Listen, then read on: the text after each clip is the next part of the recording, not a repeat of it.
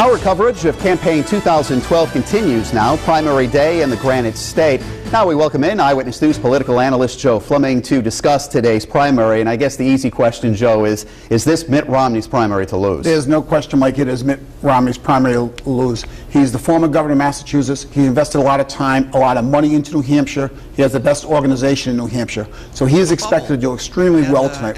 He would like to have at least a 15 to 20 point margin of victory tonight over the second place finisher. You know, if you look at all the candidates, Santorum, Huntsman has gotten a little bump there, even Newt Gingrich at one time. What happens if they have a strong showing today? Well, if one of them gets a strong showing, that's going to help them in South Carolina on January 21st. It's going to give them the momentum to be the conservative candidate that the people should get behind in South Carolina. However, if all of them are pretty close together at 16, 17%, and Romney's around 40%, it's going to give Romney the boost in South Carolina.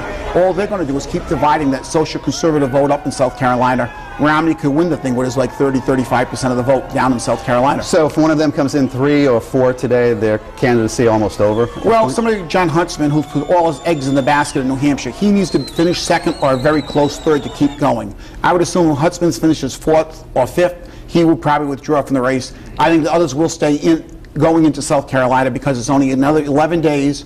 Plus, it's a very conservative state. They feel they might have a chance down there. What happens to Mitt Romney nationally? Let's say if this thing somehow gets really close, how does that affect his candidacy? Well, he's the best organizer of all the candidates for all the primaries in the country, so he's still going to be okay.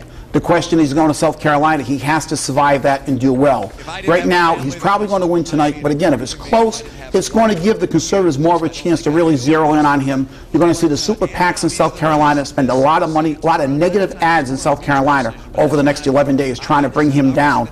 If they can do it in South Carolina, then it's a whole new ballgame. You know, we've heard a lot of Mitt Romney talk about President Obama. What happens if this thing gets close? Is he going to have to try to really start attacking all of the candidates? If it gets close, he's going to have to go after the candidates. The problem is, who do you go after? If they're all closing in on him, it's going to be very difficult to go after any one candidate. But they're going after him.